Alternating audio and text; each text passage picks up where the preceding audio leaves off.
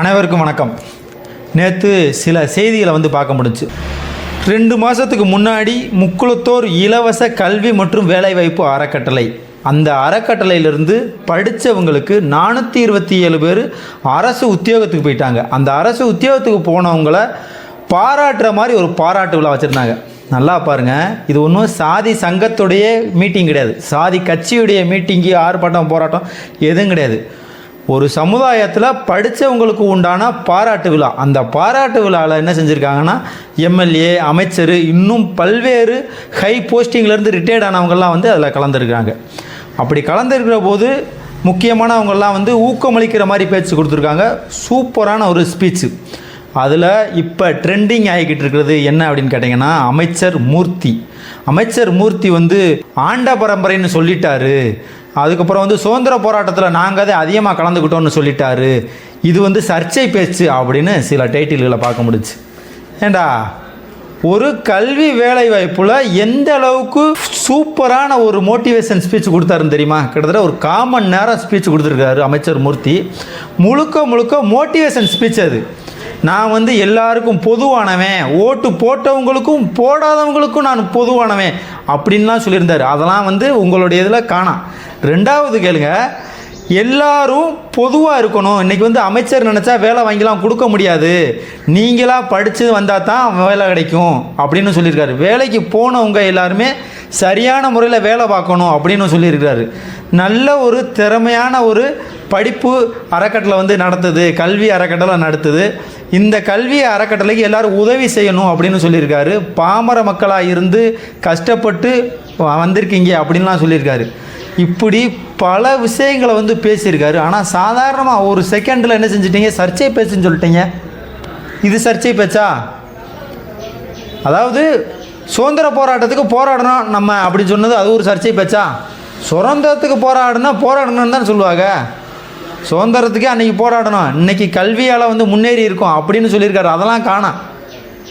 எவ்வளவு தூரம் ஒரு மனுஷனை அசிங்கப்படுத்த முடியுமோ அந்த அளவுக்கு அசிங்கப்படுத்தி சர்ச்சைக்கு உள்ளாக்கி சில விஷயங்களை பதிவு பண்ணி ட்ரெண்டிங் பண்ணிக்கிட்டு இருக்கிறாங்க. உண்மையை சொல்கிறாலும் உண்மையை சொல்லிட்டு போங்க. அதுவும் பழசு, எப்படா எவனடா பிடிச்சி பம்பில் மாட்டி விடலாம் அப்படின்ற அளவுக்கு தான் இருக்குது போல்.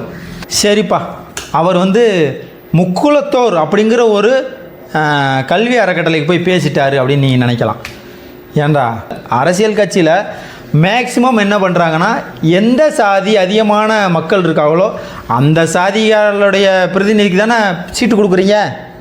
தனித்தொகுதியிலேருந்து எந்த ஜாதி மெஜாரிட்டியாக இருக்கோ அந்த ஜாதியில் இருக்கிற ஆளுக்கு சீட்டு கொடுத்து அப்படி தானே இன்றைக்கி நிறைய பேர் ஜெயிச்சு வர்றாங்க. தப்பே கிடையாது. ஏன்னா அவங்களுடைய கோரிக்கையை அவங்க தான் செயல்படுத்த முடியும். எந்த மக்கள் அதிகமாக அங்கே இருக்காங்களோ அவங்களுடைய பிரதிநிதி பணத்தை அவங்களுக்கு செயல்படுத்துவார். அப்படின்றதில் மாற்றுக்கிறதே கிடையாது. நல்ல விஷயந்தான், இருந்துட்டு போங்க. ஆனால் இதே மாதிரி எத்தனை அமைச்சர்கள் இருக்காங்க, எத்தனை எம்எல்ஏக்கள் இருக்காங்க, அத்தனை பேருக்கு பின்னாடியும் ஒரு சாதி இருக்குல்ல. எத்தனை சாதியில் இருக்கிற அமைச்சர்கள், எத்தனை சாதி சங்கங்களுடைய கட்சிகளுடைய மீட்டிங்கில் கலந்துக்கிட்டாங்க, எவ்வளோ வீடியோ வந்துச்சுன்னு எல்லாருக்கும் தெரியும்ல. இப்போ அதெல்லாம் சர்ச்சை கிடையாதா? ஒரு கல்வி வேலை வாய்ப்பு அறக்கட்டளையில் போய் பேசுனது தப்பா?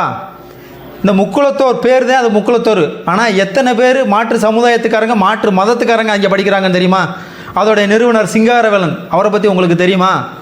ஒரு அரசு அதிகாரியாக இருந்துக்கிட்டு இன்றைக்கி ஏழை மக்கள், பாமர மக்களுக்கு இலவசமாக கல்வி வேலை வாய்ப்பாக கொடுத்துக்கிட்டு இருக்காரு.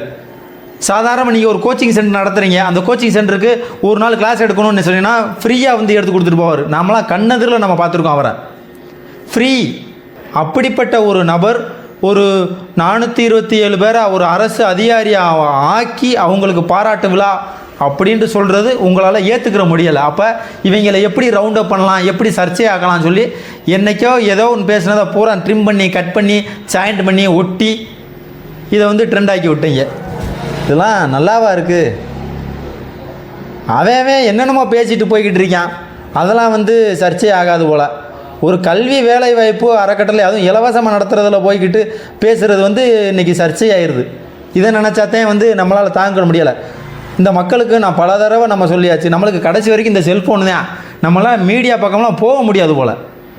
டிவி கனவுல கூட நம்ம நினைக்க முடியாது. ஏன்னா டிவி இருக்கிற போது சொன்னால் நம்பிடுறாங்க. நம்மளை மாதிரி ஆளுக செல்ஃபோனில் கற்றுனா இவனுக்கு வேறு வேலை இல்லை, செல்ஃபோனில் கத்திக்கிட்டு கிடைக்கும் அப்படின்னு தான் சொல்கிறாங்க. அப்போ என்ன தான் செய்கிறது? இந்த செய்திகளை எப்படி மக்களுக்கு சொல்கிறது அப்படின்னா இந்த செல்ஃபோனு, அதையாவது ஃபாலோ பண்ணுங்கள். ஸோ இந்த சேட்டலைட் மீடியாக்களுக்கும் சரி, இந்த பிரிண்டிங் மீடியாக்களுக்கும் சரி, நீங்கள் உண்மையான செய்திகளை போடுறீங்க சரி, ஆனால் அதை முழுசாக போடுங்க, கட் பண்ணி போடாதீங்க அப்படின்னு தான் நம்ம கேட்டுக்கிறோம். இந்த மக்கள் வந்து புரிஞ்சுக்கோங்க, எது உண்மையான செய்தி எது பொய்யான செய்தி அப்படிங்கிறத புரிஞ்சுக்கிட்டு நீங்கள் வந்து அதை ஃபாலோ பண்ணுங்கள், அதை வந்து ஷேர் பண்ணுங்கள்.